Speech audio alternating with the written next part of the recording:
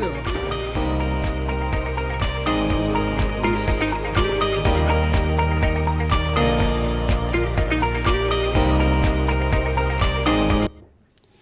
Ok, alors est-ce que le micro fonctionne? Oui. Ok, voilà.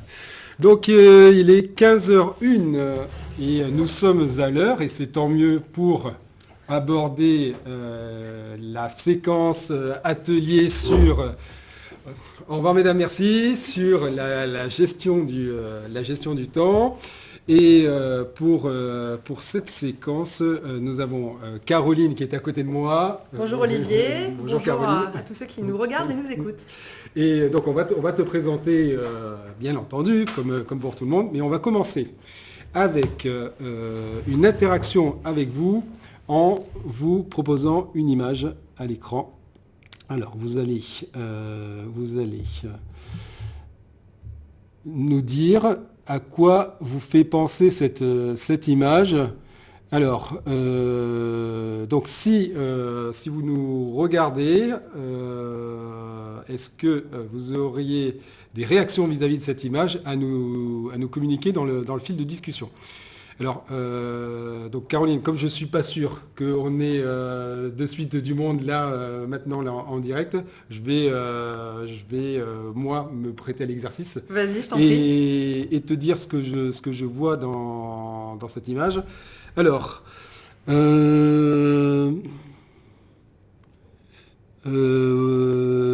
donc en fait, bon, c'est une vue d'artiste sur le temps. Je me demande si la personne qui est dessous, finalement, va pas se faire ensevelir par des activités de loisirs. En fait, c'est une espèce de contradiction entre les activités de loisirs et les activités de travail. Et le loisir va m'empêcher de travailler. Je sais pas, moi je vois un truc comme ça, à première vue. D'accord, ok. On va reprendre... hop, non, c'est pas ça. Hop, on va revenir dessus. Hop. Et toi, qu'est-ce que tu vois dans cette image ? Alors, effectivement, donc il y a une dimension que je vois qui est identique à la tienne. La première que je vois, en tout cas, le parallèle, le sablier, vous allez me dire c'était un peu facile de faire le lien entre le sablier et la gestion du temps. C'est que finalement, le volume du sablier et le volume de sable qui est dedans est fixe. Et finalement, pour moi, ça représente nos journées. Les journées font 24 heures. On peut faire ce qu'on veut, elles font toujours 24 heures. Et voilà, le temps, c'est cool. Alors l'avantage, c'est que toutes les 24 heures, on peut le retourner. Donc voilà, donc je vois cette notion de temps fixe. Ensuite, je vois effectivement cette notion de vase communicant entre les loisirs et... il y a peut-être des gens ici qui adorent passer l'aspirateur, mais en général, c'est plutôt une contrainte, je pense, pour tous ceux qui nous regardent. Donc voilà, finalement un peu cette balance vase communicant. Si je passe du temps sur les loisirs, j'ai moins de temps pour faire des choses qui sont nécessaires. Et si je passe trop de temps pour les choses qui sont nécessaires, j'ai moins de temps pour les loisirs. Donc voilà, j'avais un peu cette notion de vase communicant. Et puis ensuite, on voit que plutôt sur le haut du sablier, on imagine des jeunes gens qui ont peut-être, je sais pas, une vingtaine d'années, qui sont insouciants, qui sont en train de jouer au volley sur la plage. Donc moi, je vois vraiment la jeunesse, son insouciance. Et finalement, la personne du dessous, qui a l'air quand même d'être un peu plus avancée dans l'âge. Et là, pour le coup, malheureusement, le sablier, on ne peut pas le retourner. Voilà, c'est le temps qui passe et les années qui passent. Et là, on ne peut pas renverser. Voilà, donc un peu donc je te retrouve sur la dimension loisir et un petit peu les choses qui sont peut-être un peu moins sympas. Mais je vois également ces deux autres dimensions sur cette œuvre. Ok, merci pour cette introduction, finalement, cette mise en introduction. Eh bien, la personne que vous venez d'entendre, la voix que vous venez d'entendre, c'est Caroline Denervaux. Et Caroline, tu es dirigeante d'Evolution Management. Tout à fait. Est-ce que tu veux nous présenter la mission, le pourquoi de cette société ? Écoute, avec plaisir. Après, je te propose aussi de me présenter en tant que personne. Donc moi, je m'appelle Caroline Denervaux. Au niveau de mon parcours, alors je suis pharmacien. Alors, il y en a peut-être certains que ça va étonner, mais voilà, je suis pharmacien. Et voilà, j'ai travaillé dans l'industrie pharmaceutique, dans la gestion de production, donc en usine. Donc autant vous dire que la gestion du temps, c'est quelque chose auquel j'ai été confrontée assez rapidement dans ma vie professionnelle, parce que voilà, c'est un monde où les choses sont très timées et voilà, et si une commande doit partir, il faut qu'elle soit vraiment produite au bon moment pour pouvoir partir à temps et livrer les clients à temps. Donc c'est vrai que, voilà, on va dire les techniques de gestion du temps, on y est soumis assez fortement dans l'environnement dans lequel j'ai été. Et puis aujourd'hui, je travaille plus dans l'industrie pharmaceutique, mais aujourd'hui, je suis entrepreneuse et maman. Donc, toutes celles et tous ceux qui se retrouveront dans ce profil, d'être à son compte et en même temps d'avoir une vie de famille, sauront que la gestion du temps est un challenge vraiment du quotidien. Après, au niveau de mon activité, donc j'ai créé en 2019 Evolution Management. Moi, j'accompagne les entreprises sur toutes les thématiques en lien avec le management. Ma mission, c'est qu'en fait, je me suis aperçue que ce qui faisait vraiment la différence entre des équipes ou même des sociétés qui fonctionnent bien, c'est le management, et que le management, il apporte de la performance pour que l'entreprise puisse continuer à fonctionner, mais également de la sérénité et un bien-être aux salariés. Et c'est vrai que pour moi, l'un ne va pas sans l'autre. Enfin, en tout cas, les deux sont nécessaires. Donc du coup, c'est vraiment pourquoi j'ai décidé de créer mon entreprise. Et donc, je propose du conseil, de la formation et du coaching professionnel à mes clients. Et bien évidemment, la thématique de gestion du temps, c'est une thématique que j'aborde avec mes clients, soit sous forme de formation, soit sous forme de coaching sur la gestion du temps. Ok, très bien. Alors là, il est 15h07.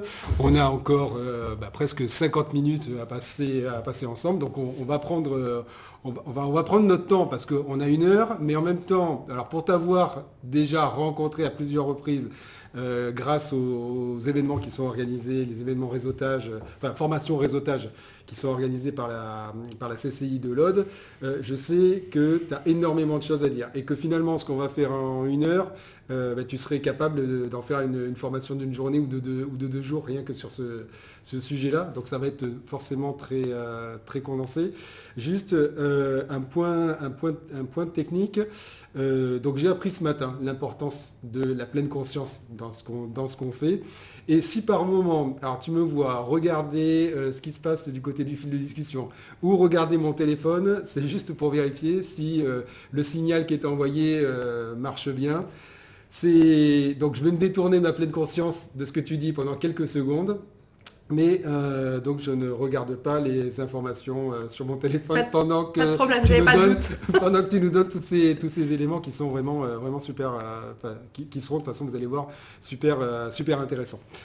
Donc justement, alors ce qu'on avait prévu, c'est de vous faire un sondage sur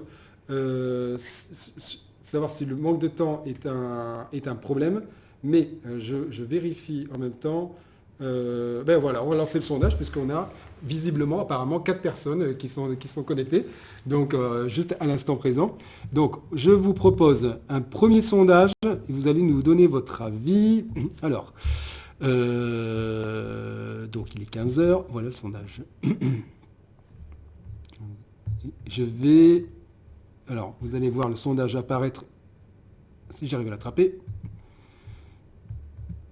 dans le fil de discussion.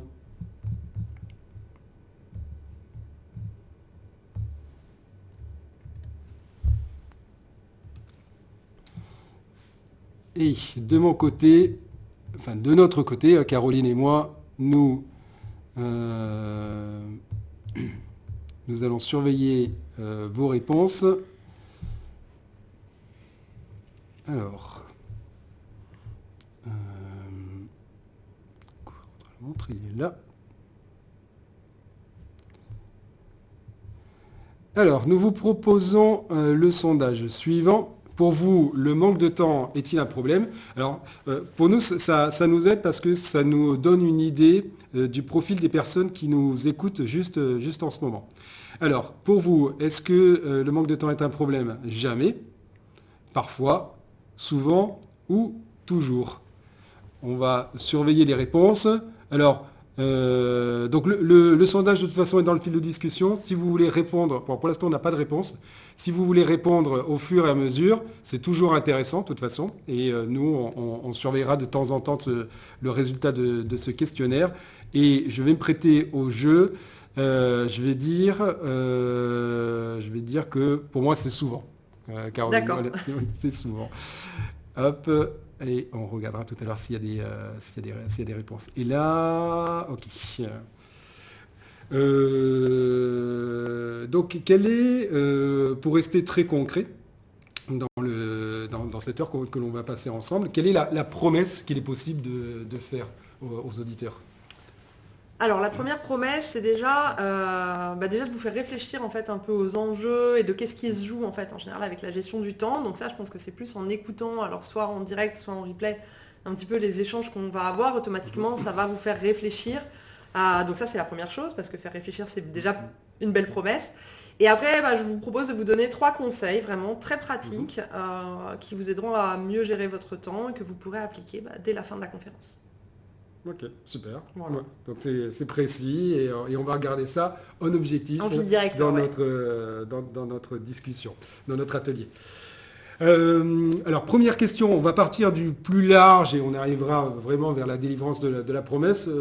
Finalement, la question de base à se poser, c'est pourquoi on court après le temps? C'est quoi les diagnostics? Voilà, Alors, qu'est-ce qui fait qu'on manque de temps? Alors le diagnostic, évidemment, chaque personne rencontrera peut-être des points de blocage, des problématiques, des difficultés qui sont différentes. Donc je vais faire une approche un petit peu plus générale, vu que là on est en collectif, on va dire. Déjà la première chose, je pense que c'est quand même lié à notre environnement. Alors je vais donner quelques explications par rapport à ça. Aujourd'hui, on est quand même dans une époque où tout va plus vite en fait. C'est-à-dire qu'autrefois, il n'y a pas si longtemps que ça, j'ai l'impression du coup d'être super vieille, mais bon, où on commandait quelque chose et on le recevait sous une semaine, 15 jours, et finalement, ça choquait personne. On envoyait une lettre, ça mettait 2-3 jours à arriver, ça choquait personne. Et c'est vrai qu'aujourd'hui, avec tout ce qui est digitalisation, tout s'est accéléré en fait. On envoie un mail, limite si la personne n'a pas répondu dans les 5 minutes, on l'appelle, on lui dit est-ce que tu as reçu mon mail? Parce que vraiment, il y a cette notion d'instantanéité. On voit les messages instantanés dans les entreprises qui se sont multipliés. On voit les livraisons, quelles qu'elles soient, de nourriture à domicile ou même de livraison de colis. Voilà, la norme, ça devient d'être livré en 24 heures. Donc on est vraiment dans une société où il y a une notion d'instantanéité, où tout va plus vite. Presque, on aimerait qu'on nous apporte les choses avant même qu'on y ait pensé. Bon, peut-être qu'un jour, l'intelligence artificielle le permettra, mais voilà. Donc il y a vraiment cette notion de rapidité. Déjà, je pense que La vitesse est un argument de vente. la vitesse, aujourd'hui, est clairement un argument. Oui, c'est clairement un argument de vente. Donc aujourd'hui, voilà, je pense qu'il y a vraiment une accélération et la maille temps s'est resserrée en fait, le standard. La deuxième chose, c'est qu'on est quand même dans un monde où finalement, on veut être partout. Nous voulons être partout, c'est-à-dire qu'on veut avoir une jolie carrière, on veut bien s'occuper de sa famille, je crois que c'était la thématique qu'il y a eu juste avant moi. On veut cuisiner local, maison, prendre le temps pour faire du sport, avoir une maison instagrammable. Et en fait, je pense que tout ça, alors je ne suis pas une grande spécialiste, mais est quand même un petit peu une conséquence aussi des réseaux sociaux, où finalement les personnes ne montrent que ce qu'elles veulent montrer. Et voilà, alors, à part les gens qui sont complètement sortis des réseaux, mais c'est vrai qu'on regarde et on se dit, ah là là, cette personne, comment elle arrive à tout faire? J'en sais rien, elle a 3 enfants, une entreprise, sa maison est toujours impec, sauf que bon, elle fait une vue avec son téléphone, ça se trouve à côté, c'est Bagdad. Mais voilà, on ne sait pas. Et même si on sait tous que c'est biaisé, on est abreuvé en fait au final de tout ça, et ça crée inconsciemment une sorte de référentiel où on se dit, oui, c'est possible de tout faire. Alors qu'en fait, c'est pas possible de tout faire. Hein. Désolée pour ceux qui regardaient la conférence pour ça, ça n'est pas possible de tout faire. On a envie de vivre plusieurs vies. Quoi. Et puis, exactement. Et puis une vie, ça prend une vie. Exactement. Et la troisième chose, je pense que voilà, il y a eu la période de confinement, les périodes de Covid, où finalement le monde un petit peu s'est arrêté, alors sauf pour certaines professions, comme les professions médicales, mais où les gens ont pris le temps de se poser, de réfléchir, se sont retrouvés dans leur famille alors qu'ils étaient peut-être beaucoup moins souvent. Et tout ça, je pense que ça a engendré une réflexion, et on le voit bien, parce que moi je travaille principalement avec les entreprises, qu'il y a eu un changement de rapport par rapport notamment au monde du travail. Le marché de l'emploi s'en ressent aujourd'hui, et on voit que aujourd'hui, le temps qu'on souhaite dédier à son travail ou à sa vie perso ou à ses loisirs, hein, vous mettez ce que vous voulez, mais hors travail, les gens ont décidé de bouger cette balance. Et voilà, et ça se traduit vraiment sur le monde du travail. Ça, c'est la première chose, c'est vraiment notre société. La deuxième chose, c'est la difficulté à prioriser. Parfois, comme tu disais, on a envie de vivre toutes ses vies en même temps. On n'a pas envie de choisir. En fait, on a envie de tout faire. Donc ça, c'est ce qui peut faire qu'on ne priorise pas. C'est un choix. J'ai pas envie de renoncer, en fait. Et il y a d'autres personnes qui, par contre, ne savent pas du tout prioriser et vont prendre les choses comme elles viennent, alors que finalement, mettre peut-être quelques priorités, ça aurait pu être pas mal. La dernière chose, c'est aussi l'organisation. Il y a des personnes qui n'arrivent pas à s'organiser. par manque de compétences, typiquement. Et il y a d'autres personnes qui, en fait, ne veulent pas s'organiser, ne veulent pas planifier, parce qu'au final, ils ont l'impression que ça tue la spontanéité, qu'ils perdent en liberté, en fait, en s'organisant. Et donc, finalement, ils restent un petit peu maîtres de ce qu'ils ont envie de faire, donc ils ne s'organisent pas. Donc il y a d'autres conséquences, mais ils conservent leur liberté, en fait. Ok, donc là tu nous dresses un panorama à la fois des causes extérieures qui fait qu'on est inscrit dans une spirale où on manque de temps, et des causes sociétales, et puis des causes intérieures dont son propre rapport au temps, quoi. Oui, alors même les causes externes, pour autant... on n'est pas obligé de les accepter tout le temps. Voilà, exactement. C'est-à-dire qu'effectivement, il y a un Oui. contexte qui va peut-être ne pas aider, mais ça n'empêche pas qu'on reste, on va le voir, hein, libre de ses choix et de prendre conscience aussi. Alors tous les coachs qui écouteront cette conférence tiqueront à entendre le mot prise de conscience, on va en parler, c'est ce qui permet de générer le changement. Et le fait de prendre conscience de ça permet justement de reprendre un peu la main sur sa gestion du temps. Est-ce que tu connais Elon Musk? Oui, je crois qu'il est assez connu et qu'il a acheté un oiseau bleu récemment. Et qui fait beaucoup parler de lui. Est-ce que tu connais le nombre d'entreprises qu'il a lancées et dont il s'occupe en parallèle? Non, alors je sais qu'il a lancé Tesla, ça je pense qu'il faudrait avoir vécu sur Mars pour ne pas le savoir. Je sais qu'il a racheté Twitter. Alors justement, comme tu dis, il faudrait avoir vécu sur Mars, en fait tu ne crois pas si bien dire parce qu'il s'occupe aussi de... il a lancé SpaceX, ouais, voilà, exactement. Voilà. Donc Twitter, plus d'autres sociétés, une qui creuse des tunnels pour éviter les embouteillages, une autre qui équipe les maisons de panneaux solaires, et puis c'est aussi lui qui a l'initiative de ChatGPT-3 pour l'intelligence artificielle ouverte. Il doit y avoir d'autres choses, quoi. Donc, est-ce que tout le monde a la capacité, comme lui, de gérer le temps? Est-ce qu'on a tous le potentiel d'Elon Musk? Alors, le potentiel entrepreneurial et visionnaire, ça franchement, je pense que non. Enfin, après, on a d'autres qualités, mais même moi, je pense que je peux pas considérer que ça serait très prétentieux, la même capacité qu'Elon Musk. Par contre, après, en termes de gestion du temps, la gestion du temps, c'est pas forcément tout faire soi-même. Donc si Elon Musk par exemple, si jamais il m'écoute et qu'il veut me rencontrer, c'est avec plaisir. Mais lui il peut avoir des idées géniales, mais finalement être très bien entouré pour la mise en musique. Donc au final, bien gérer son temps, c'est pas forcément tout faire soi-même. Donc voilà, je sais pas si Elon Musk est super calé pour bien gérer son temps. En tout cas, c'est quand même un entrepreneur qui marque son époque et qui est visionnaire. Après, sur la gestion du temps, peut-être qu'il gère pas très bien son temps, mais apparemment, c'est pas bloquant. Ok. Alors, je réouvre mon conducteur, donc voilà, donc ce qui veut dire qu'on n'est pas tous égaux face à la pression du temps, quoi. C'est évidemment. Alors non, vous allez voir, hein, je vais prendre un petit exemple simple. Déjà, ça dépend entre guillemets de ce qu'il y a dans le panier, quoi. C'est-à-dire que si, j'en sais rien, vous avez gagné au loto, que vous n'avez pas besoin de travailler et que, j'en sais rien, vos enfants sont grands et que vous vivez dans un appartement où il n'y a pas d'entretien. Bon, vous pouvez peut-être avoir beaucoup de loisirs, mais entre guillemets, voilà, il y a des gens qui ont plus de choses à gérer que d'autres. Après, ça veut rien dire parce qu'on connaît tous autour de nous des gens qu'on regarde en se disant « Waouh, c'est incroyable, cette personne à faire rentrer des carrés dans des ronds » et des gens qui gèrent super bien et on connaît tous autour de nous des personnes alors qui ont d'autres qualités, mais qui en tout cas se retrouvent complètement débordées avec 2 trucs à gérer dans la journée. Hein. Si vous pensez à vos collègues de travail et vous vous dites je sais pas, Paul et Martin, ils font exactement la même activité que moi, mais il y en a un qui gère super bien son temps et l'autre qui le gère beaucoup moins bien dans le cadre professionnel, ça montre bien qu'on n'est pas tous égaux. Après, ce dont je suis convaincue, c'est que gérer son temps, on va voir, parfois ça peut être un peu plus complexe, mais c'est quand même une compétence et que comme toute compétence, en fait, ça peut s'acquérir. Voilà. Okay. Donc il n'y a pas de fatalité. Ouais. Et tu es venu avec donc la matrice d'Eisenhower, c'est ça? Oui. C'est maintenant que tu veux nous en parler? Tu veux qu'on t'affiche à l'écran? Allez, on peut en parler maintenant. Très bien. Alors, je la récupère. Alors, c'est pas celle-là, c'est celle-là. Donc, je vais l'afficher telle que... Vas-y, je t'en prie. D'accord. Alors, qu'est-ce que ça nous dit? Alors, la matrice d'Eisenhower, c'est une matrice qui est...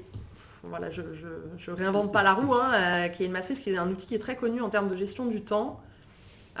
C'est une matrice en fait qui permet de prendre conscience qu'il y a des choses qui sont urgentes et d'autres qui ne le sont pas, et qu'il y a des choses qui sont importantes et qu'il y en a d'autres qui ne le sont pas. Après, la matrice d'Eisenhower, moi quand je l'aborde en formation, c'est plutôt une question de prise de conscience et de qu'est-ce que vous en faites derrière. C'est-à-dire que je sais qu'il y a des gens qui m'ont dit moi j'ai fait comme une matrice sur un tableau blanc et puis je colle mes post-it et mes tâches à faire.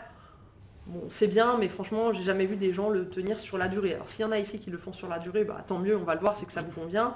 Mais de manière générale, ce qu'il faut plutôt réaliser là-dedans, c'est le carré vert, là, où il y a les activités P2. Moi, c'est sur celle-là que je vais insister. C'est des choses qui sont importantes, mais malheureusement, elles ne sont pas urgentes.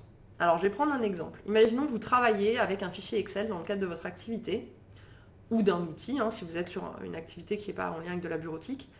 Et à chaque fois que vous utilisez ce fichier, vous vous dites « Ah, je pourrais automatiser, je pourrais faire un petit tableau croisé dynamique ou je pourrais agencer différemment, ça me ferait gagner du temps. Or, quand j'aurai le temps, je le ferai. » Sauf qu'en fait, c'est assez rare d'arriver sur son lieu de travail et de se dire « Ah, super, j'ai plein de temps sur lequel je n'avais rien planifié. » Donc en fait, du coup, ce pauvre fichier Excel, ou en tout cas cette pauvre tâche qui vous permettrait de vous améliorer, de gagner du temps, mais qui va vous demander d'en investir momentanément pour obtenir le fruit, et en fait, vous allez la repousser en disant quand j'aurai le temps, je le ferai. Donc en fait, ces activités P2, c'est celles qui sont importantes, mais malheureusement pour elles, pas urgentes. Donc ça peut être prendre le temps de se former, prendre le temps de... Alors là, je suis quand même assez axée professionnelle, mais de développer son réseau, prendre le temps d'améliorer ses outils, prendre le temps de réfléchir à son activité, voilà, de donner typiquement, si vous êtes entrepreneur ou chef d'entreprise, quelle est ma vision pour l'année prochaine. Et ça, souvent, on est pris dans le quotidien, on est pris dans le tourbillon. Et en fait, on ne prend pas le temps de faire ces activités-là. Donc, typiquement sur les activités P2, ça c'est vraiment en général le truc qui pêche, parce que les urgences importantes, tout le monde les fait, il n'y a pas le choix. C'est vraiment le secret, c'est pas de les faire dès maintenant parce qu'elles ne sont pas urgentes, donc ça serait pas à propos, c'est de les planifier dès à présent. Donc si je veux améliorer mon fichier Excel, par exemple, ou ce que vous voulez, ou prendre le temps de faire une formation, par exemple, je ne vais pas la faire maintenant parce que ce n'est pas adapté, mais je vais la planifier maintenant. Et donc si j'ai besoin d'une demi-journée pour améliorer ça, je ne vais pas le faire tout de suite, mais je vais peut-être me le planifier pour dans 2 semaines. Et là, le temps sera bloqué, et du coup, il y a plus de chances effectivement que je puisse améliorer mon fichier et récolter les fruits de cette amélioration. Donc voilà, moi la matrice j'utilise surtout pour ça, et puis de prendre conscience aussi que parfois on passe du temps sur des choses qui ne nous apportent rien. Typiquement, regarder une bonne série, c'est un plaisir, mais voilà, est-ce que vous faire toute la saison jusqu'à 4h du matin alors que vous devez travailler le lendemain, est-ce que c'est du temps qui vous apporte vraiment? Non, c'est un petit peu comme ce qu'on appelle les calories creuses. Enfin, je ne suis pas une experte en nutrition, mais voilà. Donc ce temps-là, récupérez-le et mettez-le dans des activités qui vraiment vous apportent quelque chose, soit en termes d'épanouissement, soit en termes de performance. Oui, parce qu'une des grandes questions aussi dans la gestion du temps, c'est de savoir ce qu'on a fait de son temps. Exactement. Et souvent, quand on regarde sa journée, si on fait le point sur sa journée le soir, et si on nous demandait, voilà, qu'est-ce que tu as fait? Alors, on aurait des grands blocs. Oui, là, j'ai eu tel rendez-vous, là, j'ai été sur tel site, là, j'ai fait tel déplacement. Mais on verrait qu'il y a des énormes creux sur lesquels on n'est pas capable de qualifier ce qu'on a fait. Alors, ça dépend qui, et je pense que ça dépend de l'activité. Après, c'est vrai que là où tu as raison, c'est que parfois en gestion du temps, plein de petites zones de déperdition. Ça peut être intéressant, typiquement sur des personnes que j'accompagne, de faire un diagnostic, c'est-à-dire de demander à la personne, par exemple, si une journée c'est représentatif, sur une journée, de lui demander de noter où est-ce qu'elle a passé son temps. Et ça permet aussi de quantifier les interruptions, parce qu'en fait, on est souvent beaucoup interrompu, soit par quelqu'un qui vient de nous demander quelque chose, soit par les notifications sur le téléphone, soit par des appels. Et ça, évidemment, ça fait perdre en efficacité. Donc parfois, les gens peuvent se rendre compte qu'ils ont été interrompus 30 fois dans la matinée, et qu'effectivement, en canalisant un petit peu ça, on peut faire différemment. En fait, le temps, c'est un budget. Donc il y a des personnes qui souvent se disent, tiens, finalement, où passe mon argent? Donc je vais faire une analyse de où est-ce que je dépense mon argent. Ah oui, tiens, je ne réalisais pas que... je sais pas, je mettais 5 euros ou 10 euros de café par semaine. Est-ce que c'est vraiment là où je vais mettre mon argent quand je le mets à l'échelle de l'année? Le temps, c'est la même chose. En fait, c'est un budget. Et la question à se poser, c'est est-ce que je mets ce budget sur des choses qui comptent vraiment pour moi? Ok. Alors, la matrice d'Eisenhower, nous l'avons enlevée de l'écran. Si vous avez besoin de la revoir, de toute façon, on la trouve facilement sur Internet. Oui. Et ce que tu proposes, c'est de s'amuser à l'utiliser et à classer les activités de son quotidien ou de la semaine. Et surtout de se poser la question sur ces fameuses activités P2 qui sont importantes, vous apportent vraiment, que ça soit en termes de développement personnel ou en termes de développement de votre activité professionnelle. Et souvent, c'est celles qui passent à la trappe. Parce qu'en fait, si elles ne sont pas planifiées, vous ne les faites jamais, vu qu'elles ne sont pas urgentes. Donc un des secrets, en tout cas, c'est de planifier ces activités P2. Très bien. Donc là, il est 15h26 et donc tu voulais, quand on a préparé l'émission, on s'était dit que ça serait bien aussi de regarder de manière générale quelles sont les grandes pistes d'amélioration du temps. Oui. Alors du coup, je rebondis parce que la première piste, c'est de prioriser. Donc ça, la matrice d'Eisenhower, effectivement, peut vous aider. Voilà, puis de vous dire tout simplement, est-ce que je passe mon temps sur des choses sur lesquelles j'ai envie. Par exemple, ça c'est vraiment très relatif. Il y a 2 personnes qui peuvent passer, j'en sais rien, 10 heures par jour ou 8 heures par jour. Enfin, vous mettez le chiffre que vous voulez au travail. Et il y en a une qui va dire, oui, moi ça me va parfaitement. En fait, je suis passionnée, c'est là où j'ai envie de mettre mon temps. Et il y a une autre personne qui va vous dire, non, en fait, je passe du temps, mais j'en sais rien parce que je suis pas efficace, ou parce que je sais pas dire non à mon boss. Mais en fait, c'est pas là où j'ai envie de passer mon temps. Mon temps, j'ai envie de le passer avec ma famille. Donc ça, c'est vraiment, après, c'est des priorités personnelles. La question, c'est est-ce que je passe du temps sur ce qui est important pour moi. Donc ça, la première chose, c'est la priorisation. La deuxième, c'est l'organisation. C'est-à-dire qu'une fois que j'ai décidé ce que je mettais ou pas dans mon panier de 24 heures, je vais m'organiser pour que ça se déroule le plus facilement, entre guillemets, possible. Donc ça, c'est vraiment l'organisation. La dernière chose, c'est que la gestion du temps, c'est souvent ce que je dis en formation, c'était aussi simple que ça. Toutes les entreprises feraient une formation gestion du temps par an et du coup, tout le monde serait super bien organisé et tout le monde gérerait super bien son temps. Vous voyez que là, en vérité, c'est un peu plus complexe que ça. Donc, il y a des personnes qui vont manquer effectivement de 2-3 petites astuces ou de méthodes. Donc, les méthodes vont leur permettre de bien s'organiser, ils vont ressortir. Derrière, ça va rouler. Et il y a d'autres personnes qui auront les méthodes et malgré tout, elles n'arriveront pas à mieux à gérer leur temps. Alors, la question, c'est pourquoi ?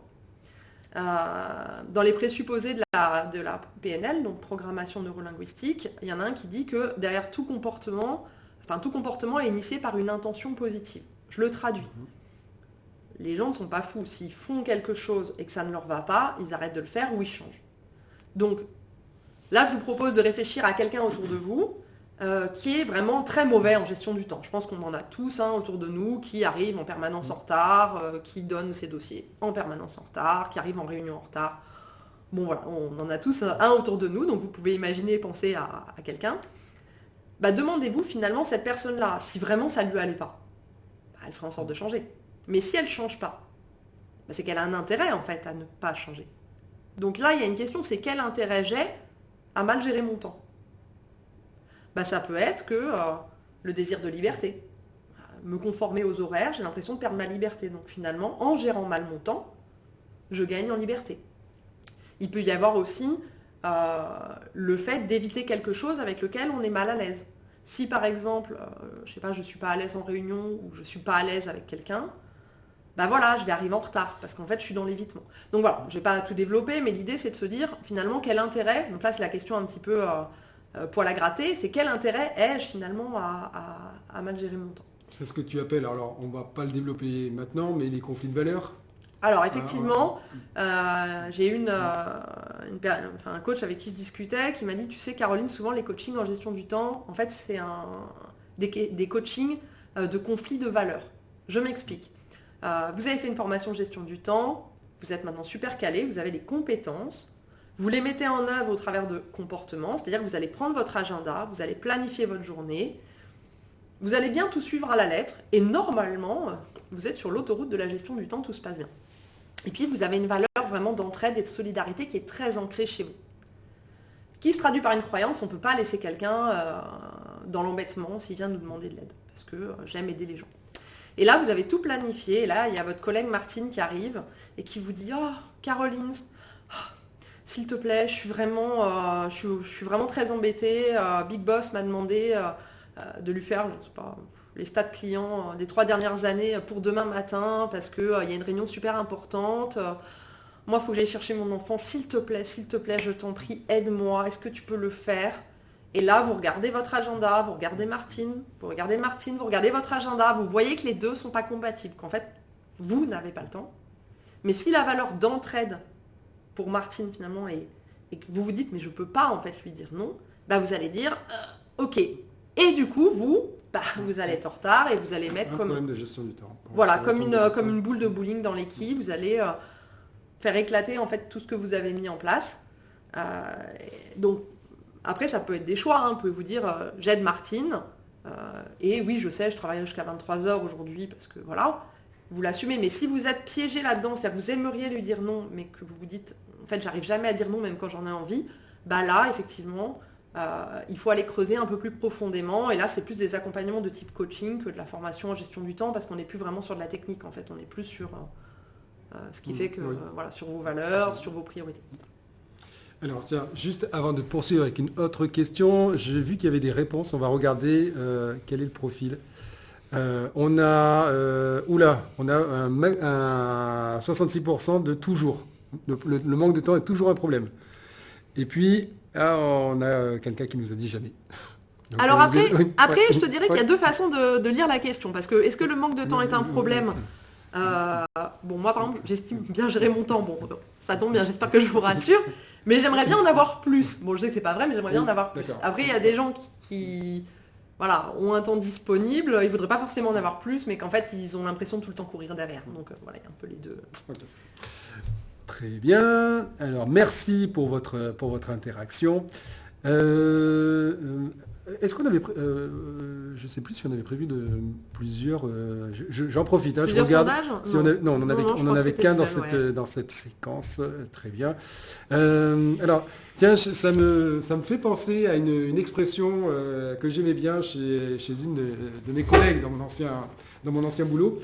Elle me disait, voilà, quand il y avait des personnes qui appelaient, voilà, de ce genre-là, là c'était des clients, donc c'est encore un peu plus délicat, mais en disant, voilà, il me faut absolument ce certificat, ce papier-là, parce que, je sais pas quoi, le notaire me le demande et il me le faut absolument rapidement. Mais la collègue, en fait, est restée toujours très zen face à ce genre de situation. Elle disait, il n'y a pas de personnes pressées, il n'y a que des personnes mal organisées. Donc ça nous amène voilà. Oui, alors parfois effectivement on est impacté par la désorganisation des autres. Ouais. Bon après là où alors je me permets de rebondir là-dessus, c'est ce que je dis aussi en formation de gestion du temps. Souvent il y a des gens qui vous appellent et vous disent il me faut absolument ça, c'est urgent. Une fois j'étais en formation, mais je revis la scène avec d'autres personnes de mon entreprise quand j'étais salariée. Et là le formateur nous demande tous les uns après les autres urgent pour vous c'est quoi? Alors moi j'ai répondu je sais pas un quart d'heure. Et j'avais une personne qui travaillait dans un service de recherche et développement qui répond 3 semaines. Et là, vous vous dites, ah ouais, ok, donc moi quand je lui dis c'est urgent, une demi-heure après j'ai envie de l'appeler. Et lui doit se dire, mais ils sont complètement fadas là-bas. Et à l'inverse, lui, il me demande quelque chose, il me dit c'est urgent, il l'a 10 minutes après sur sa boîte mail, il doit se dire, mais elle a que ça. Donc voilà, donc le urgent, déjà, une recommandation, c'est... essayez de mettre quelque chose de quantifiable dessus. Parce que parfois, les gens vous disent « Ah, c'est urgent », vous vous dites « Oh, il faut que je lâche tout, il faut que je le fasse tout de suite ». Et quand vous dites à la personne « Mais c'est urgent, vous en avez besoin pour quoi pour quand ?» Et là, la personne elle vous dit « Ah oui, non, mais pas de problème, lundi, dans une semaine, c'est largement bon. » Donc parfois, on se met aussi la pression soi-même par rapport à ça. Voilà. Moi, j'ai commencé ma vie active, alors j'ai pas trop la mémoire des dates, etc. Mais on va dire qu'il y a presque une trentaine d'années maintenant. Il me semble pas qu'à l'époque, l'expression TTU existait. C'est arrivé, il me semble que c'est arrivé plus récemment. TTU, très très urgent. Ah moi je suis restée à l'urgent. Ouais. Je peux pas aller plus vite que le quart d'heure. Ouais, c'est ça. Parce qu'en fait, quand tu dis, voilà, ça veut dire quoi urgent? Alors ça veut dire quoi très très urgent? Qu'est-ce que c'est? Ça se trouve, le urgent de quelqu'un, c'est le très très urgent de quelqu'un d'autre. Donc là, c'est vrai que ça peut être aussi important de prendre le temps de poser en fait la question à la personne qui vous dit que c'est urgent. Parce que voilà, vous voyez l'exemple, on était quand même sur une échelle de temps qui est très différente. Et moi, je le demande régulièrement aux stagiaires en formation. Alors, on n'est jamais tombé sur des échelles de temps aussi étalées, mais En R&D, il faut 20 ans pour développer quelque chose, donc on peut comprendre que 3 semaines, c'est urgent. Mais en général, ça va de un quart d'heure à la demi-journée. Mais déjà, on est sur des échelles de temps qui sont complètement différentes. Donc effectivement, ça coûte rien de dire à la personne, écoute, ok, il te le faut absolument, c'est urgent. Ou même peut-être parfois, la personne va vous dire... ah oui, alors je t'ai demandé, je sais pas, le rapport bidule, mais au final, si déjà tout de suite tu me donnes cette partie-là, ça me va.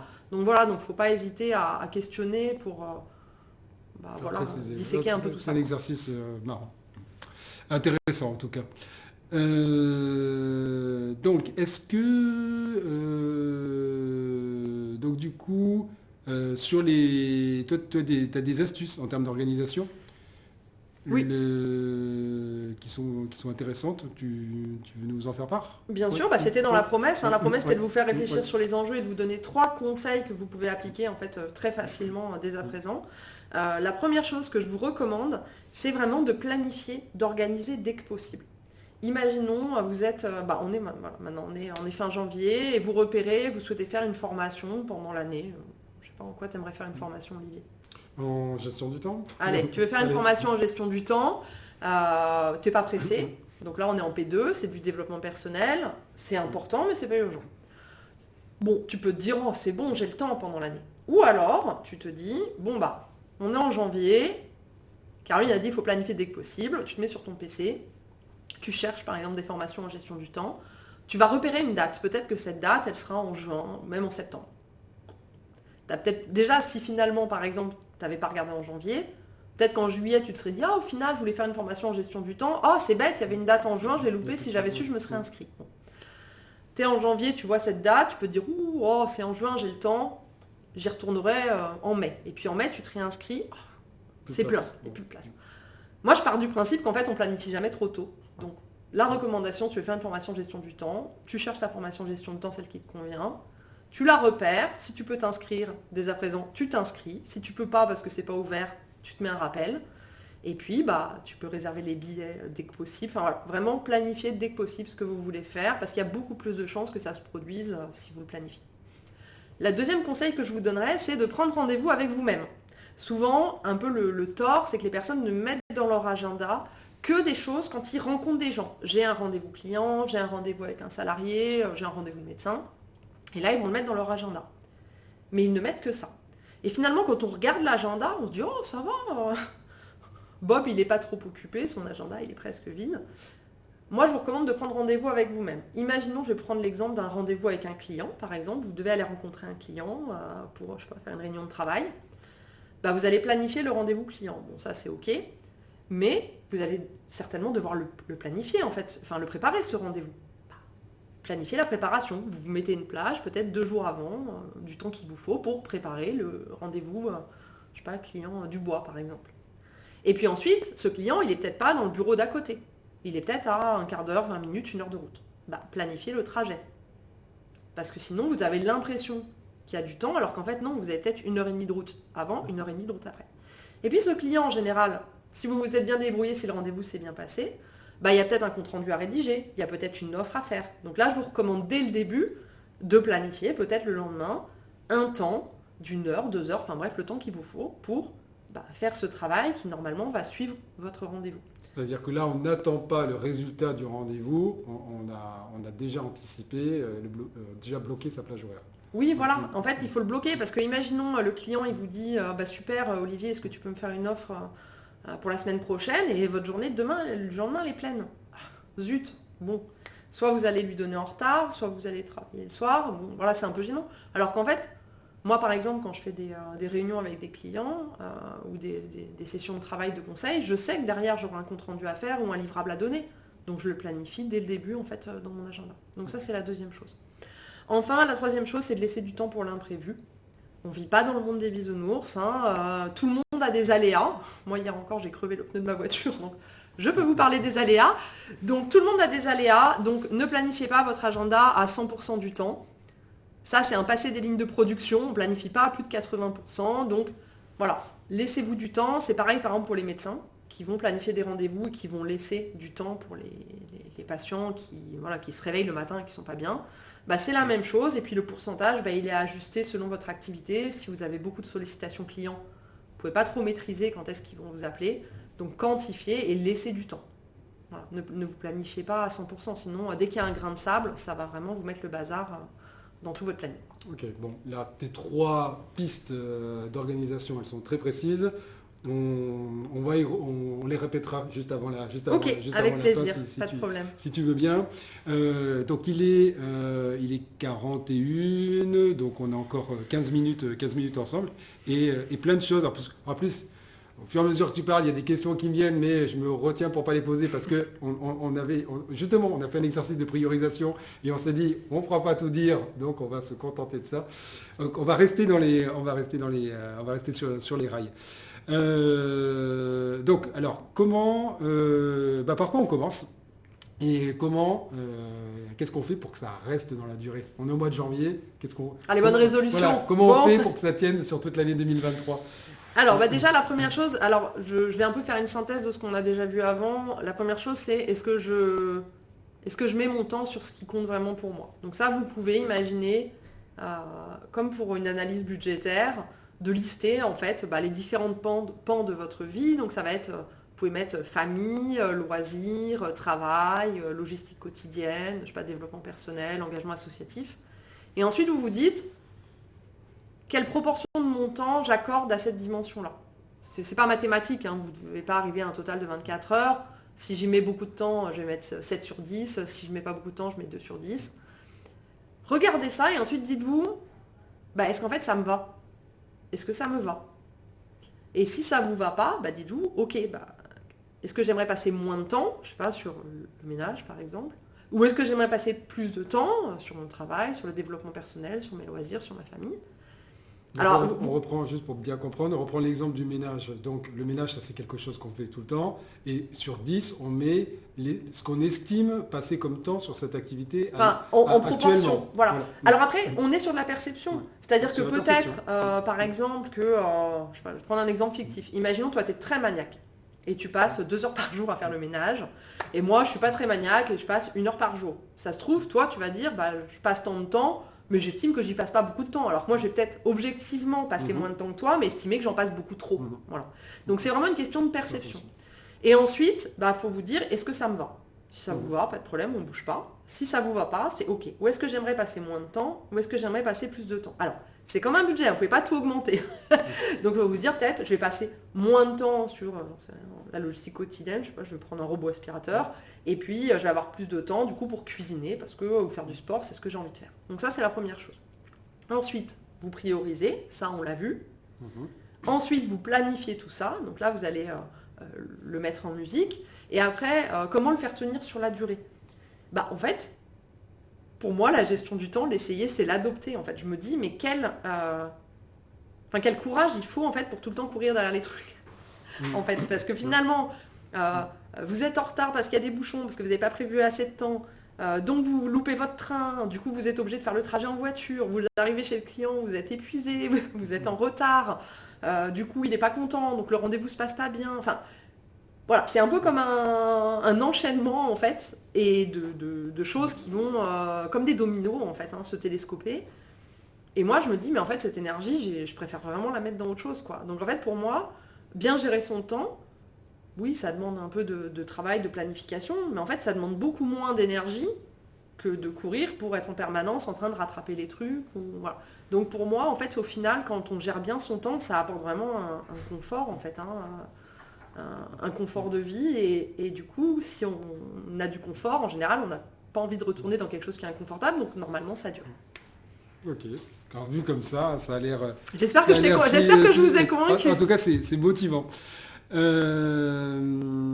Alors, quelles sont tes certitudes et tes incertitudes en tant qu'experte?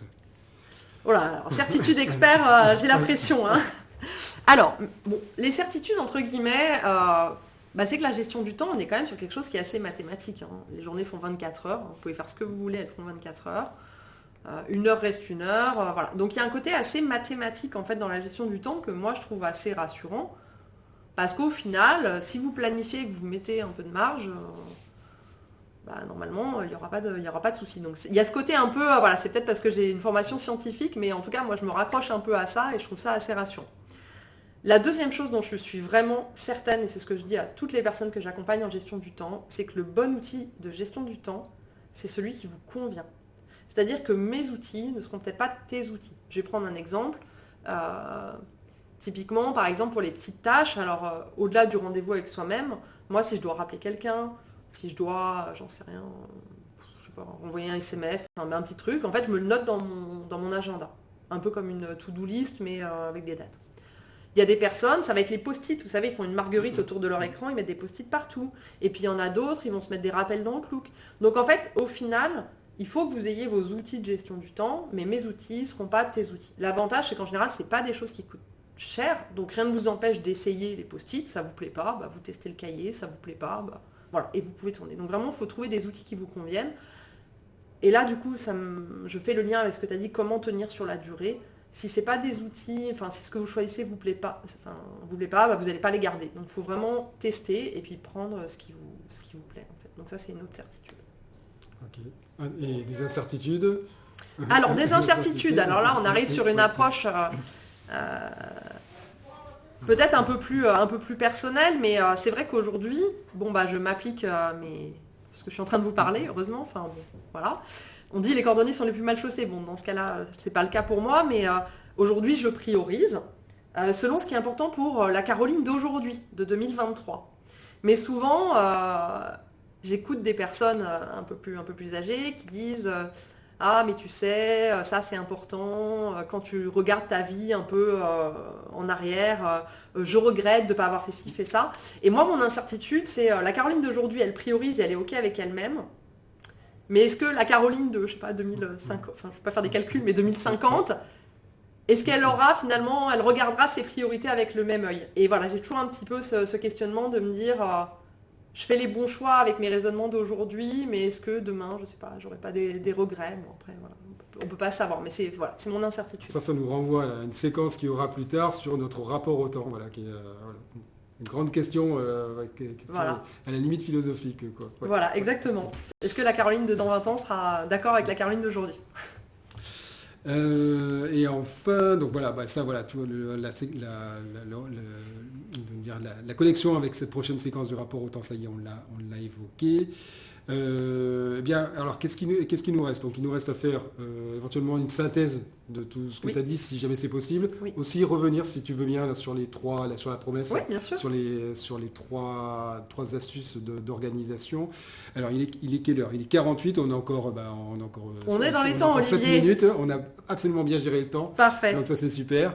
Et puis donc savoir si tu as donc je ne sais pas si tu avais des ressources, tu avais un livre à conseiller sur la gestion du temps ou pas, parce que là c'est pareil, il y a de littérature. Eh ben non, profusion, quoi. pas forcément Ouais, en fait. ouais, La ok, gestion du ouais. temps, comme toutes les formations que je fais en général, c'est issu soit de recherches que je fais, soit de mon vécu. Ok.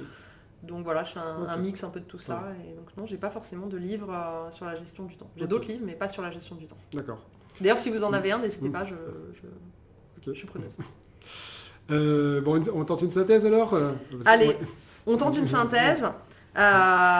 Donc déjà, première chose, à partir de quand il faut s'interroger sur notre rapport au temps et la manière dont on gère le temps? Je dirais à partir du moment où ça vous pose des problèmes en fait, ou ça pose des problèmes aux autres, parce que parfois c'est l'entourage professionnel ou personnel qui pâtit un petit peu.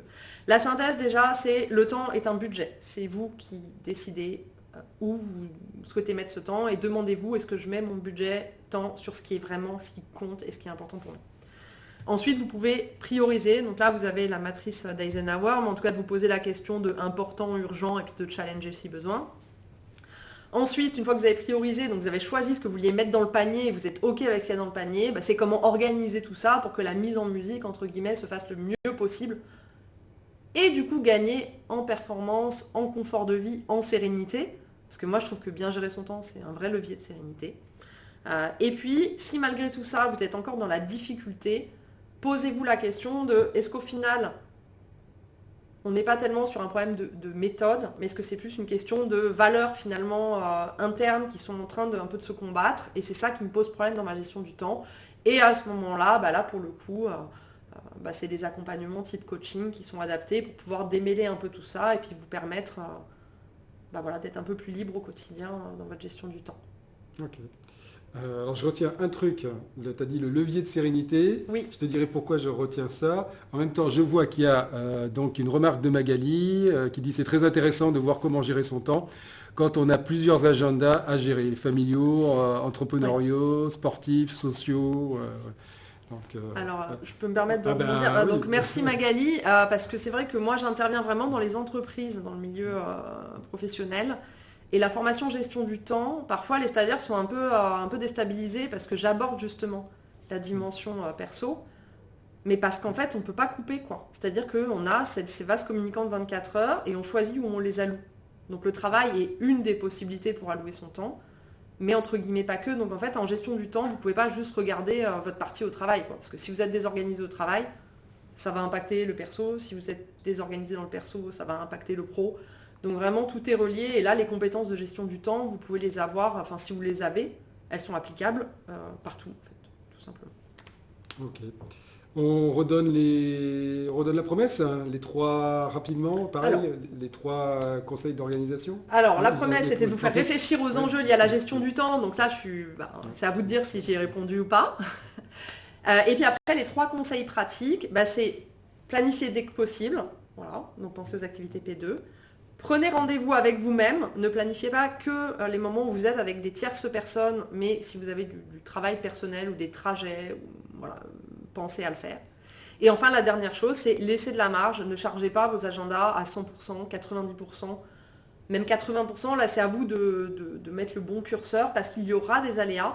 Et je vous encourage, alors j'ai pas un livre, mais j'ai une vidéo en tout cas. Peut-être qu'on pourra mettre le lien un petit peu plus tard.